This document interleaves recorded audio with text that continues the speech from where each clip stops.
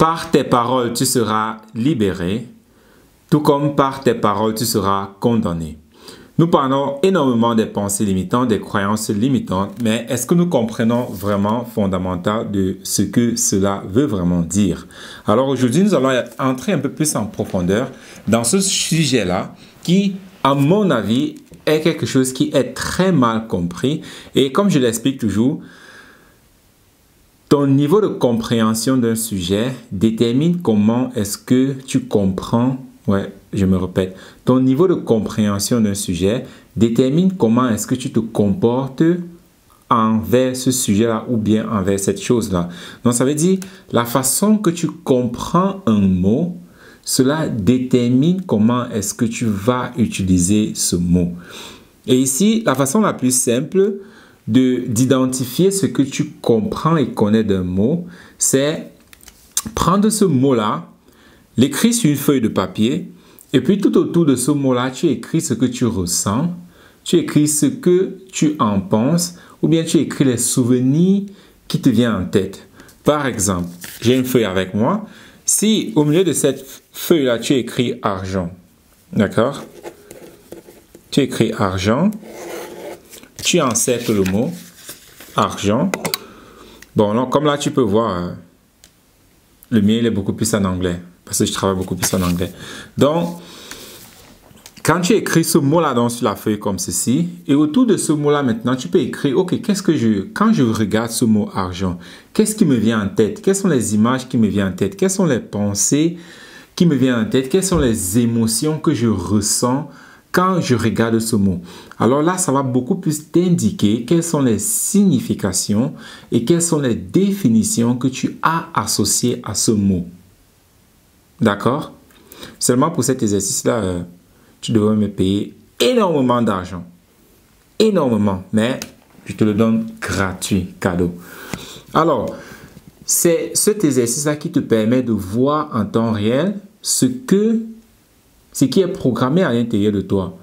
Tu ne vas pas trouver toutes les significations associées à cela, mais c'est un très bon début pour commencer à comprendre comment est-ce que tu penses, comment est-ce que ton mental fonctionne, parce que ce n'est qu'à travers cela que tu vas pouvoir parvenir à changer quoi que ce soit. Parce que beaucoup de personnes aussi, quand ils commencent à faire cet exercice, si je dis, ok, quand je dis un mot, la première des choses qui te vient en tête ou bien le premier ressenti que tu éprouves, c'est ça que tu me dis. Et quand je dis se faire de l'argent, c'est là que beaucoup de personnes commencent à dire ah, liberté, ah, abondance. Mais quand tu regardes ta vie, est-ce que tu es en train de vivre cela? Et aussi, voilà un autre moyen. Donc, cet exercice, c'est le premier moyen pour essayer de comprendre ce à quoi tu penses quand un mot est utilisé. Mais le deuxième moyen, le plus efficace encore, c'est de juste regarder ta vie. Parce que si tu me dis que quand tu entends le mot argent, alors c'est l'abondance, c'est à l'abondance que tu penses, alors tu devais avoir énormément d'abondance financière dans ta vie. Si c'est comme ça que ce mot-là était programmé à l'intérieur de toi. Mais ce n'est pas le cas. Et ce point-ci est donc difficile parce que nous manquons ce qu'on appelle l'honnêteté personnelle. Et tu dois développer ce point-là, en fait, l'honnêteté personnelle, parce que sans cela, ce sera extrêmement difficile pour toi de vraiment avancer. Parce que tu peux pas être, si tu n'es pas honnête envers toi, tu ne vas pas pouvoir voir tes erreurs. Tu ne vas pas pouvoir voir où tu es limité. Et ce n'est que quand tu vois où tu es limité que tu peux avancer. Donc, si je reviens vraiment sur ces pensées-là, parce que comme j'ai dit, on en parle énormément, les pensées limitantes, les croyances limitantes, mais on ne comprend pas sur un point fondamental ce que cela veut dire et ce que cela implique. Alors, il y a ce schéma-ci que je partage toujours avec ceux qui m'écoutent. Le schéma, c'est, tu peux prendre une feuille et puis les mots que je vais citer, tu les écris juste l'un après l'autre. Alors, le premier mot, c'est émotion. Ensuite, c'est pensée. Ensuite, c'est croyance. Ensuite, programmation. Et ensuite, vocabulaire. Alors, voilà la structure avec laquelle ton mécanisme opère. Et pour que tu aies une émotion, il y a une pensée quelque part qui a été produite à l'intérieur de toi. Tu peux ne pas être conscient de cela, mais il y a une pensée qui a été déclenchée. C'est ça qui a créé l'émotion.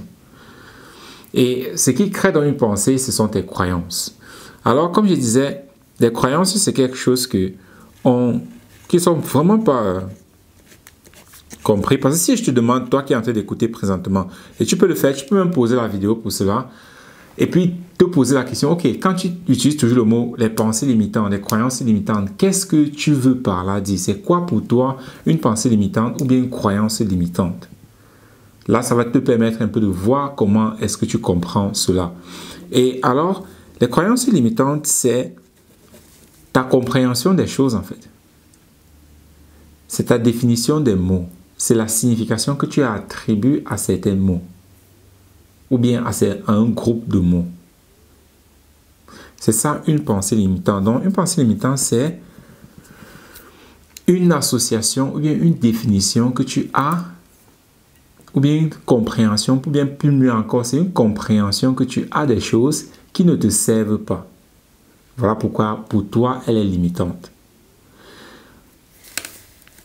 Ce point-ci est important, c'est crucial parce que imagine que tu commences à dire, je vais travailler sur moi de telle sorte que je deviens par exemple financièrement libre.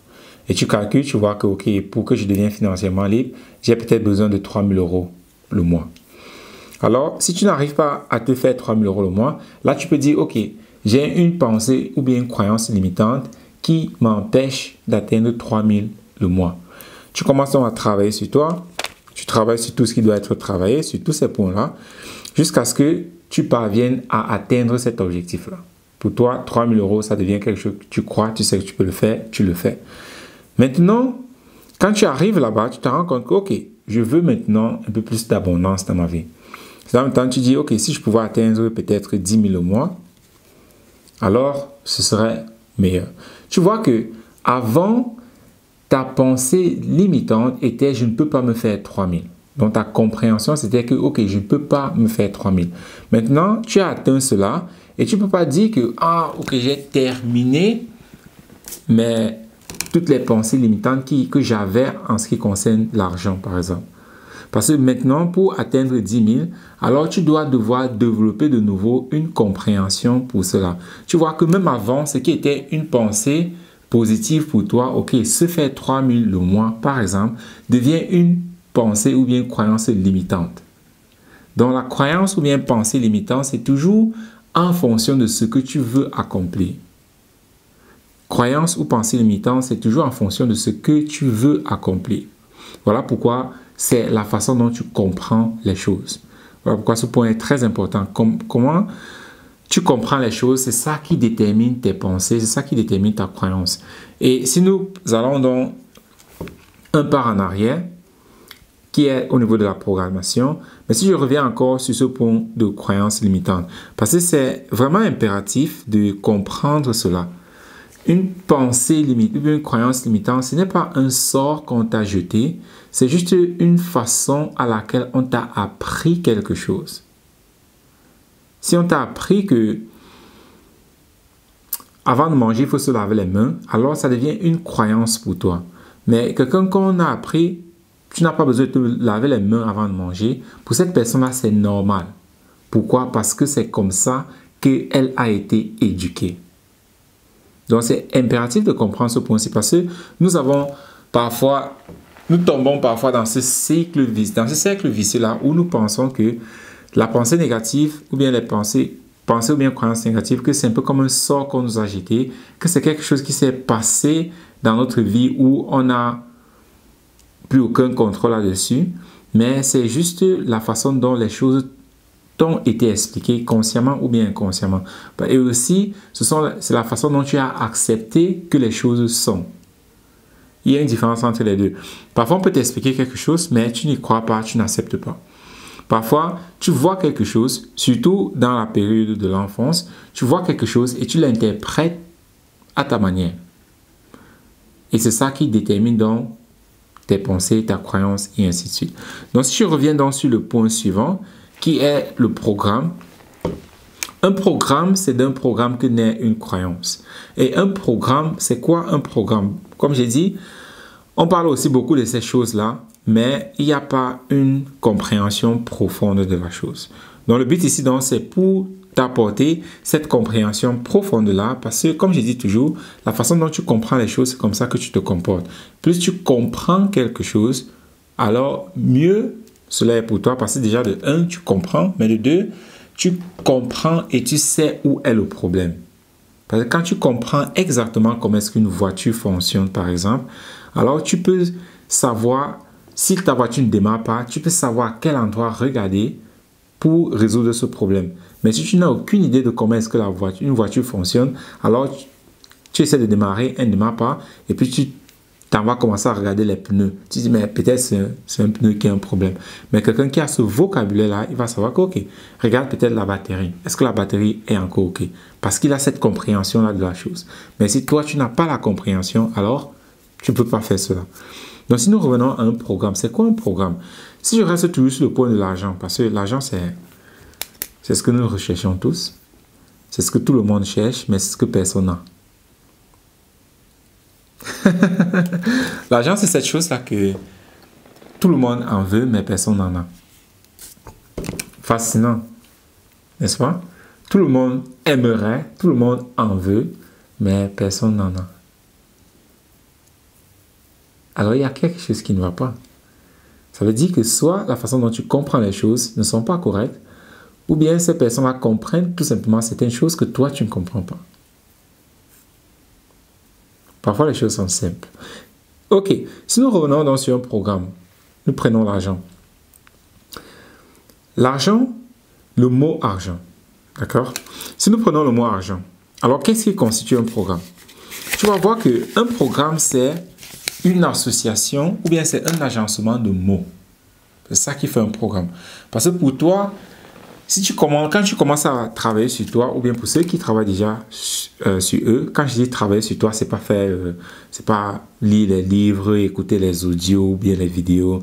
Non, ça c'est pas vraiment faire un travail sur toi. Quand je dis travailler sur toi, ça veut dire faire ton process. Et quand je dis faire ton process, ça veut dire utiliser ton technotuteur tous les jours, faire ton pardon de soi tous les jours et être connecté avec la communauté. Donc, avoir des personnes, un groupe de personnes autour de toi qui te permettent d'avancer au quotidien. Donc, c'est ça que j'appelle travailler sur toi. Donc, si tu ne fais pas cela, alors tu n'as pas encore commencé le travail sur toi. Oui, je le dis, quel qu'en soit le développement personnel que tu as déjà fait jusqu'aujourd'hui. Et je pèse mes mots. Quel qu'en soit le développement personnel que tu as déjà fait jusqu'aujourd'hui, si tu n'es pas en train d'utiliser technotuteur, si tu n'es pas en train de faire le pardon de soi, alors tu n'as pas encore commencé à travailler sur toi. Pour ceux qui sont déjà en train de le faire, ils comprennent pourquoi je le dis ça. Alors, si je prends donc ce mot argent, tu vas voir que quand le mot argent, il est à l'intérieur de toi, la façon dont il est structuré, ce mot-là est structuré, il y a plusieurs autres mots qu'il est associé avec. Et pour nous tous ici, le mot par exemple père ou bien mère est associé à ce mot-là, argent. Tu vas voir que pour certaines personnes, pour passer d'un niveau financier à un autre, il a besoin de travailler sur lui ou bien plus précisément sur sa mère. Bon, quand je dis doit travailler sur sa maman, ça veut dire que il doit regarder la relation qu'il a eue avec sa maman, par exemple, même si ce n'est pas financier. Juste regarder la relation qu'il a eue avec sa maman, parce que tous ces mots-là sont interconnectés. Tous les mots que tu connais sont interconnectés. Donc, un programme, c'est un ensemble de mots. Et c'est cet ensemble de mots-là donc qui crée une pensée. Et une pensée, c'est si tu penses par exemple que tu ne peux pas réussir, voilà la croyance que tu as parce qu'il y a ce programme-ci, un agencement de mots. Alors, tu vas commencer à penser comme, ok, les autres personnes peuvent le faire, mais moi je ne peux pas. Moi j'ai trop de temps, mon travail me prend tout mon temps, j'ai telle chose, j'ai telle chose. Alors, tu commences à avoir des pensées qui justifient cette croyance-là. C'est ça les pensées. Les pensées sont là pour renforcer une croyance que tu as déjà à l'intérieur de toi. Voilà pourquoi tu dois énormément prêter attention à tes pensées parce que c'est là qui te permet, ce sont tes pensées qui te permettent de voir, ok, quelle croyance est-ce que j'ai à l'intérieur de moi. Et pour ceux qui ne sont pas capables de vraiment prêter attention à leurs pensées, vous avez donc vos émotions. Parce que l'émotion, si tu retournes donc sur ces mots-là que je t'ai donné au départ, l'émotion, c'est vraiment à la fin de la chaîne. L'émotion, c'est à la fin de la chaîne. Donc, quand tu arrives déjà sur l'émotion, c'est là que beaucoup de personnes commencent à dire « Ok, je ne me sens pas bien. Qu'est-ce qu'il y a ?» Avant que l'émotion n'arrive, il y a déjà tout cela qui s'est enclenché jusqu'à arriver à l'émotion. Donc, si tu n'arrives pas à déterminer cela, déjà au niveau des pensées, alors tu as les émotions pour t'aider dans ce sens-là. Donc, tous les mots sont interconnectés. Si je prends le mot argent, tu vas voir que quand tu commences à travailler sur toi, tu vas voir qu'il y a une connexion ou une relation avec ça, avec ta maman, avec ton papa, avec où tu as grandi. Il y a pas mal de choses à l'intérieur. Pareil pour la confiance en soi, l'estime en soi. Quand tu commences à travailler sur ces points-là, tu vas te rendre compte qu'il y a énormément ton papa, ta maman, tes frères, tes soeurs, où est-ce que tu as grandi. Quand tu commences à faire ce que nous appelons le web de mots, là, tu commences à comprendre que, ok, tout ce qui est relié donc, avec ce mot-là, qui est, par exemple, juste l'argent. Tu vas voir que juste parce que tu vas améliorer tes finances, tu travailles donc sur ta relation avec ta maman, par exemple, ou avec ton papa, qui n'a, entre parenthèses, directement rien à voir avec l'argent, mais indirectement, c'est entièrement relié avec argent. Donc, c'est ça, en fait, c'est ça un programme. Et pour clôturer dans la scène, nous avons le vocabulaire. Et le vocabulaire, donc, c'est l'ensemble des mots qu'un individu connaît et utilise. Ce n'est pas l'ensemble des mots que tu as mémorisés. C'est l'ensemble des mots que tu connais et utilises. Vois ça comme un ordinateur. Un ordinateur, tu peux installer, ou bien ton téléphone. Ton téléphone, tu ne peux que utiliser les applications qui sont installées dans ton téléphone. D'accord? Et par contre, quand tu ouvres ton téléphone et que tu vas dans Apple Store ou bien dans Google Store, tu as toutes les applications qui existent dans le monde. Mais tu ne peux pas les utiliser. Pourquoi? Parce qu'ils ne sont pas installés dans ton téléphone. Ils sont peut-être présents, mais ils ne sont pas installés. C'est la même chose avec la mémorisation. Tu as toutes ces informations que tu as mémorisées, ils sont présents, mais ils ne sont pas installés. C'est ça la différence entre avoir un mot intégré à l'intérieur de soi et avoir mémorisé un mot. Je pense que c'est une très belle façon d'imaginer cela. Donc tu as Google Store ou bien Apple Store, tu as toutes les différentes applications possibles. Tu peux accéder à cela de ton téléphone, mais ils ne sont pas installés dans ton téléphone et par conséquent, tu ne peux pas les utiliser. Le processus d'intégration du mot don, c'est quand tu t'en vas dans Apple Store, tu télécharges cette application-là dans ton téléphone et là maintenant, tu peux l'utiliser. Pourtant, dans les deux cas, c'est présent dans ton téléphone. Mais un cas, c'est juste là, mémorisé. Mais l'autre cas, c'est intégré dans ton système d'exploitation. C'est ça la différence entre la mémorisation et l'intégration. Donc, le vocabulaire, tu le veux à un niveau intégré, pas à un niveau mémorisé. C'est ça la différence. Voilà pourquoi beaucoup de personnes ont des difficultés à comprendre quand on leur dit, ouais, le problème en fait, c'est le vocabulaire. Ils se disent, mais je connais tellement de choses. Non, tu as mémorisé tellement de choses. Mais tu n'as quasiment rien intégré. Et comment est-ce que tu peux savoir qu'un mot est intégré contrairement à juste mémoriser? Tu as déjà sûrement, peut-être au moins une fois dans ta vie, je l'espère, vécu une situation où il y a quelque chose que tu as pu comprendre et avec cette compréhension-là, tu as remarqué comment ton attitude a changé, ta vision du monde a changé, pas mal de choses ont changé seulement en comprenant cette petite chose-là. C'est ça l'intégration en fait. Chaque fois que tu intègres un mot à l'intérieur de toi, tu n'es plus le même. Tu n'es plus la même personne. Pareil comme ton téléphone. Chaque fois que tu installes une application, ton téléphone n'est plus le même. Il est toujours le même, mais ce qu'il peut faire augmente. Ses capacités augmentent. C'est la même chose avec le vocabulaire. Chaque fois que tu intègres un vocabulaire à l'intérieur de toi, tes capacités augmentent. C'est ça le vocabulaire en fait. Et donc c'était ça concernant déjà les pensées. Déjà c'est quoi les pensées? Quand on dit pensée ou bien croyance limitante, tes pensées viennent de ton vocabulaire. Et malheureusement, je ne sais pas si pour toi c'était le cas, mais pour moi par exemple, personne ne s'est assis avec moi quand j'étais encore petit pour m'expliquer tous les mots que je connais. Donc personne ne s'est assis et dit le mot manger veut dire telle chose, le mot argent veut dire telle chose, le mot aimer veut dire telle chose. Personne ne l'a fait. Donc par conséquent, j'ai juste copié de façon comme ça, autour de moi, dans mon environnement, comment est-ce que ces mots-là étaient utilisés et c'est ça qui a donc fait ma compréhension de ces mots-là. Et malheureusement, tout cela était biaisé.